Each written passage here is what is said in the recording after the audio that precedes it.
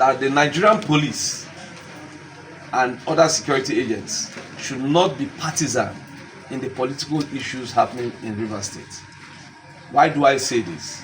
Just yesterday, some persons who were impersonating themselves as local government chairmen gave out some sort of threat that they are going to find their way back to the council, even when a court of competent jurisdiction has said that their tenures have expired and they are no longer local government chairmen.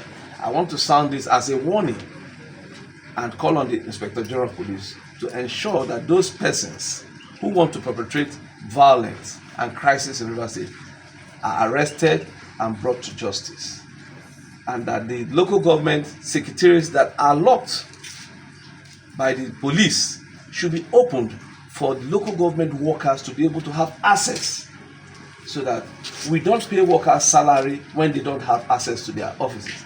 But the governor has told us that we should pay salaries on time, but we'll pay them, but they should grant them access, because there are vital documents that the council needs to operate.